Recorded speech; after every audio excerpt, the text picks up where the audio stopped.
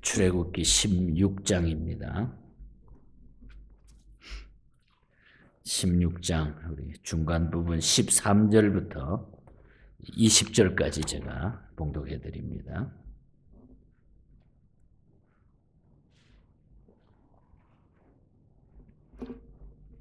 (16장) 13절부터 20절입니다. 저녁에는 메추라기가 와서 전에 덮이고 진에 덮이고 아침에는 이슬이 진 주위에 있더니 그 이슬이 마른 후에 광야 지면에 작고 둥글며 서리같이 가는 것이 있는지라. 이스라엘 자손이 보고 그것이 무엇인지 알지 못하여 서로 이르되 이것이 무엇이냐 하니 모세가 그들에게 이르되 이는 여호와께서 너희에게 주어 먹게 하신 양식이라. 여호와께서 이같이 명령하시기를 너희 각 사람은 먹을 만큼 이것을 거둘지니 곧 너희 사람 수요대로 한 사람의 한 오멜씩 거두되 각 사람이 그의 장막에 있는 자들을 위하여 거둘지니라 하셨느니라. 이스라엘 자손이 그같이 하였더니 그 거둔 것이 많기도 하고 적기도 하나 오멜로 되어 본즉 많이 거둔 자도 남음이 없고 적게 거둔 자도 부족함이 없이 각 사람은 먹을 만큼만 거두었더라. 모세가 그들에게 이르기를 아무든지 아침까지 그것을 남겨두지 말라 하였으나 그들이 모세에게 순종하지 아니하고 더러는 아침까지 두었더니 벌레가 생기고 냄새가 난지라. 모세가 그들에게 노하니라. 아멘. 아멘. 오늘 또 우리 말씀 붙들고 승리하는 귀한 날 되기를 축복합니다. 우리 16장 내용을 먼저 잠깐 설명을 해드리면 광야에서 이스라엘 백성들이 양식이 떨어지자 그 불평을 하게 됩니다. 그래서 이스라엘 백성에게 하나님은 그래도 불평하지만은 그들에게 사랑하는 마음으로 메추라기와 만나를 내려주신 내용입니다. 저녁에는 고기, 아침에는 떡. 하나님은 하늘 양식을 이렇게 내려주심으로 그들이 자신을 믿고 순종할 때에 영육 간의 모든 문제를 다 해결받을 수 있음을 이 사건을 통해서 보여주셨습니다. 우리가 아는 대로 만나는 바로 예수 그리스도를 예표하는 것이 만납니다. 우리가 요한복음 6장 35절에도 말씀하고 있습니다. 그리고 오늘 본장 마지막 31절을 보면은 이스라엘 족속이 그 이름을 만나라 하였으며 가시같이 희고 맛은 꿀 섞은 가자 같더라. 만나는 그리스도의 모형으로 말씀하셨습니다. 하나님의 기적적인 구원으로 홍해를 건넌 이스라엘 백성들은 이제 마라와 엘림을 지나가지고 신광야에 이제 쭉 들어가게 됩니다. 우리 어제 아침에 우리가 엘림 이야기를 했습니다만 이제 그 지나가지고 신광야에 이제 들어가게 되는데 그때의 날짜를 보면은 제2월 15일이었습니다. 이스라엘이 애굽에서 나올 때가 첫 달 15일이니까 계산해 보면 딱 한 달 된 거죠. 한 달. 이제 한 달이 지나게 되어가지고 가져온 양식이 다 떨어지게 된 겁니다.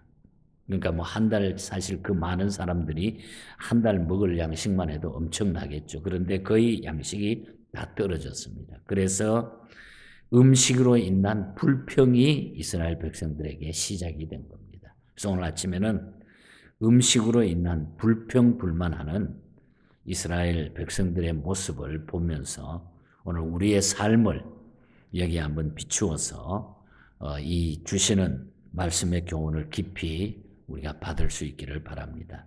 음식으로 인한 불평. 이 때문에 불만과 불평이 일어난 거예요. 자, 먹을 것이 없으니까 사람이 사실 배가 고프면은 불평 불만이 나올 수밖에 없어요. 그래서 배를 부르게 해줘라 그런 말이 있잖아요. 사람은 배만 부르면 그냥 다 된다 그러는데 이 배가 고프니까 불평 불만이 나왔다는 거죠. 인간의 마음속에 있는 많은 감정들 가운데 여러분 가장 쉽게 빠져들 수 있는 것으로는 불평, 불만을 우리가 꼽을 수 있습니다.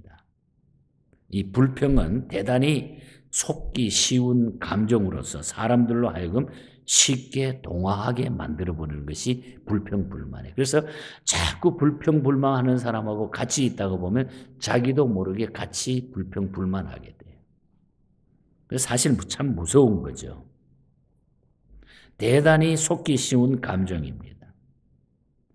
이러한 불평불만은 심한 방종이고 마음속에서 자라나는 죄악의 씨앗이 바로 이 불평불만이라는 거. 그래서 우리가 불평불만을 많이 하는 거 좋지 않아요. 그건 아주 죄악의 씨앗이 된다는 거죠. 죄를 심게 되는 씨앗이 된다는 거예요. 그게 자라가지고 큰 죄가 된다는 거죠. 불평과 불만은 은혜의 때를 기억하는 데서 오는 것이 아니라 육신의 때를 기억하는 데서 오는 것이 바로 불평불만이라는 거예요. 자, 우리가 한번 이스라엘 백성들의 그 여정 가운데 우리 생각을 해보면 그들은 지난날 영광 가운데 애굽에서 인도해내신 것과 홍해를 하나님이 막 갈라줬죠.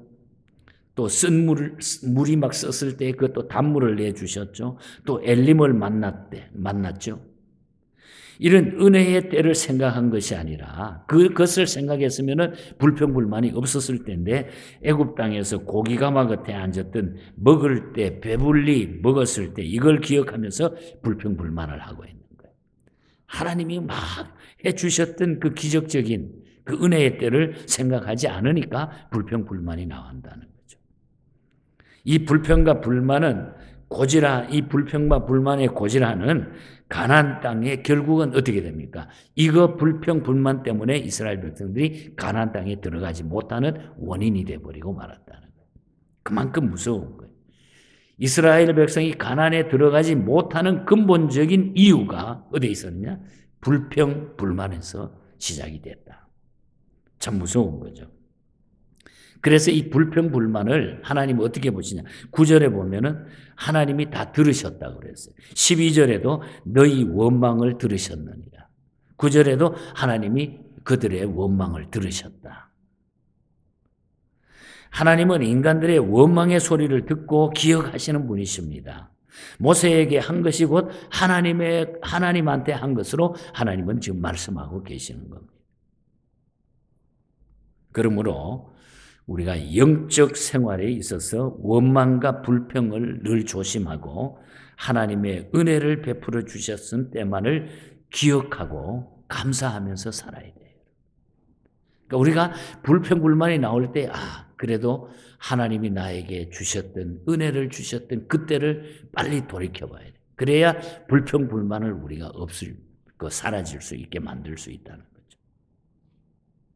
하나님은 이를 믿음으로 받으신다 그랬어요. 감사하는 것을 믿음으로 받아주신다 그랬습니다. 일시적인 고통이 왔다고 우리가 원망 불평하면 결국 인도하여 내주신 분에 대한 불신이 되는 겁니다. 하나님께 대한 불신이 된다는 거죠. 불평불만이. 사사건건 생애에 대한 절망은 하나님께 대한 불신임을 우리가 명심하라. 이런 교훈을 우리가 이 말씀 속에 받을 수 있다. 그래서 원망하고 불평하는 것을 다 버리라. 어떤 사람은 그냥 그렇잖아요. 그러니까 웃지를 못하는 거예요. 인생을 살면서 얼굴을 펴지를 못하는 늘 불평불만으로 가득 차인 얼굴에 심술이 톡톡톡톡 흐르는 것 같고 참 무서운 겁니다. 하나님 앞에. 그 다음에 우리가 또 이 말씀을 통해서 보면은 하나님은 자비하신 분이에요. 그럼에도 불구하고 하나님은 자비하신 분이다. 하나님은 그들에게 선물로 불평하는 그들에게 선물로 만나를 주셨다는 거예요.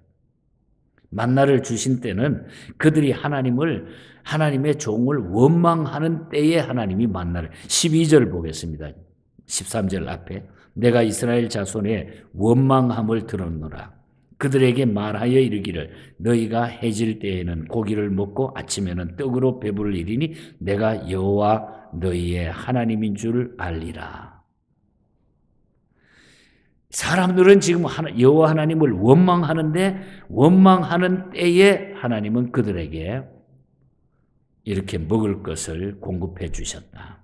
인생은 하나님을 원망하지만은 하나님은 원망한 대로 심판하시지 아니하고 자비를 베풀어 주셨다는 것. 이것이 아버지와 자녀 간에 흐르는 자비인 것입니다. 하나님과 우리 사이에. 자비는 법대로 심판하는 것이 아닙니다. 법대로 심판하면 자비가 아니고 법대로 심판하는 것이 아니고 4절을 보면은 하나님은 양식을 비같이 내려주셨다. 비같이 내려주셨다. 그 양식은 날마다 거두게 함으로써 그 일로 인하여 하나님을 주인으로 섬기는지 아닌지 또 하루 양식이 떨어졌으면 내일 또 주겠다고 하는 이런 약속을 했어요. 그래서 4절에 보면은 양식을 비같이 내리니 백성이 나가서 일용할 것을 날마다 거두었다. 하반절에 보면은 내 율법을 준행하나 아니하나 내가 이것을 통하여 시험하리라. 시험하리라. 내일 또 주실 것을 믿는지 아니하는지 내가 시험한다 그랬어요. 매일 양식을 주시면서 너희들이 그렇게 하는지 안 하는지 그렇게 하면 내일 또 주고 시험을 하리라. 이 말은 뭡니까? 하나님은 데일리 매일매일 양식을 우리에게 주시는 분이에요. 주기도문에도 일용할 양식. 우리 하나님이 주시는 것입니다. 그래서 마태복음 6장 산상수훈에 뭐라 그럽니까? 예수님께서 뭐라 그러세요? 무엇을 먹을까? 무엇을 마실까? 염려하지 말라고 말씀하셨어요. 염려, 근심, 걱정은 하나님을 시험하는 불경죄가 된다고 하는 거. 하나님은 그러나 자비하신 분이라고 하는 거. 내가 원망 불평해도 하나님은 그것을 통해서 나에게 자비를 베풀어 주셔서 먹고 입고 살아가는 것 모든 것 하나님이 주셨다. 그래서 우리가 원망해도 지금까지 살아가고 있는 거예요. 하나님이 베풀어 주신 자비하심, 인자하고 자비하심을 우리가 늘 감사하면서 하나님이 우리를 시험한다고 그랬어요. 내가 너희를 시험한다. 이걸 통해 가지고 이 말씀을 우리가 깊이 아침에 묵상할 수 있기를 바랍니다. 끝으로 하나 더 말씀을 드리면은 만나라고 하는 것은 매일 나가서 거두게 만들었다는 거예요. 매일매일 주셨다는 거예요. 한꺼번에 그냥 꽉 주면 좋겠는데 그게 아니라 매일매일 주셨다. 이것은 몇 가지 의미가 있습니다. 먼저는 우리 자신과 가정을 위하여 양식을 준비하시는 신중성과 근면성을 의미하고 있다는 거예요. 아무리 만나가 하나님의 은총으로 비같이 막 내려 있을지라도 거두어 드리지 않는다고 하면 먹을 수가 없다는 거예요. 아무리 많이 막 쏟아져 있어도 내가 나가서 거두지 않으면 그걸 먹을 수 없다. 성경에는 그렇게 말합니다. 일하기 싫거든 먹지도 말라. 기독교는 근면의 종교라는 거예요. 하나님이 다 주시지만은 그것을 내가 거두어 드리는 수고는 내가 해야 된다. 그리고 또 하나의 뜻은 넉넉하면 족할 줄 아는 것을 우리가 배워야 된다. 넉넉하면.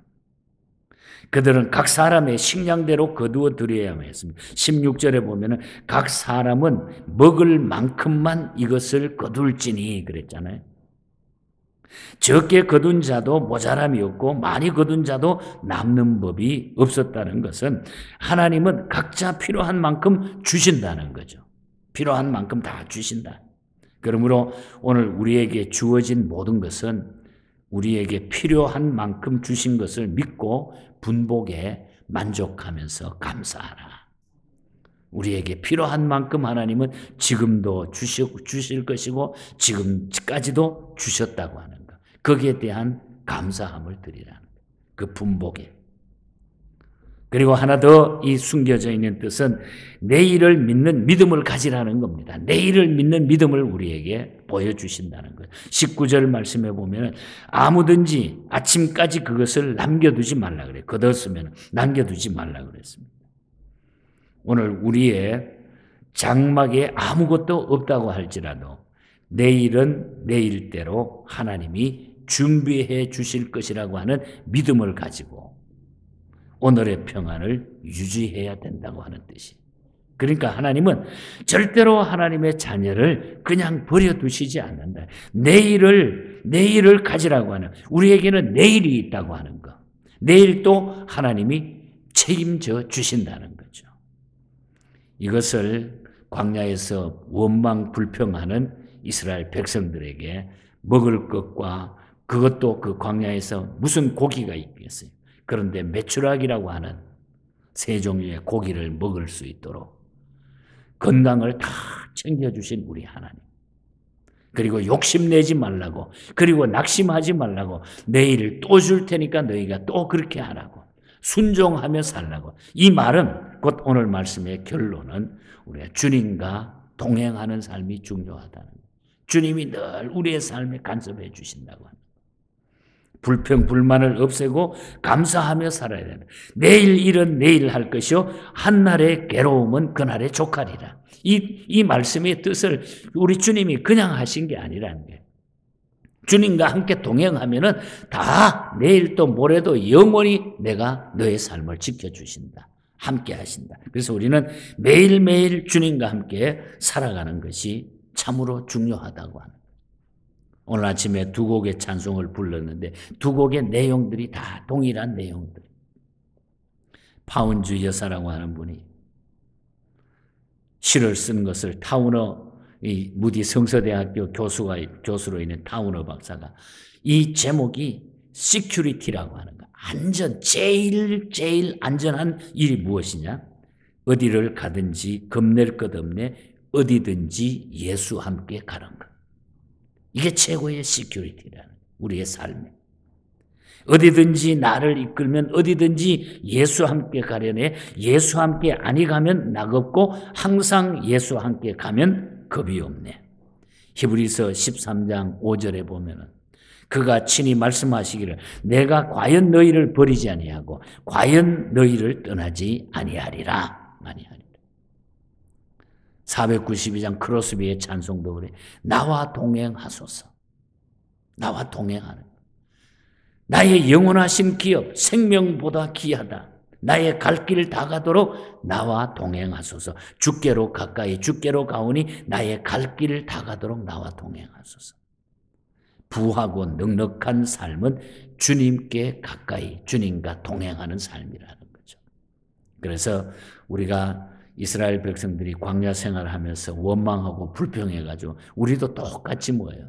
인생 살아가면서 좋을 때야 뭐 얼마나 우리가 기뻐하고 잘 섬겨. 그러나 조금 힘들면 원망하고 불평했던 우리들. 그러나 그런 가운데서도 하나님의 자비하심이 있기 때문에 우리는 끝까지 주님과 동행하는 게 중요하다는 거예요. 그럴 때 아차 싶은 생각이 나면 원망 불평이 막 입에서 나오면 주님께서 나를 지금까지 인도해 주신 은혜의 순간들을 기억하면 빨리 잊어버릴 수가 있어요. 그것이 우리가 주님과 동행하는 삶이라는 거죠. 우리의 광야 생활이 아직 끝나지 않았고 이제 천국 가는 그날까지 우리가 이 땅 위에서 이런 교훈의 말씀을 주신 것을 가슴에 안고 매일매일 살아가다가 보면은 어느 순간에는 내 마음속에 주님으로 가득 차 있기 때문에 세상을 우리가 쉽게 이겨나갈 수 있는 줄 믿습니다. 여러분. 우리 어제 깜짝 놀랐잖아요. 대한민국이 어떻게 저렇게 참 어떻게 돌아가는지 세상이 전부 인간의 욕심 속에서 판단 미스로 뭐로 미국이나 온 전 세계가 저러다가요 핵 가지고 있는 사람들이 그냥 에라 모르겠다 니 죽고 내 죽자 그러고 팍팍 눌러버리면 이 세상은 끝이 심판이죠. 이런 땅 위에서 살아가는 우리의 인생이 광야 생활입니다. 우리가 믿을 수 있는 것은 예수 그리스도와 동행하는 것밖에 없다. 우리에게는 영원한 삶이 있다. 우리가 이 믿음으로 우리 주님과 동행하는 이 복된 삶을 끝까지 우리 함께 살아갈 수 있기를 축복합니다. 하나님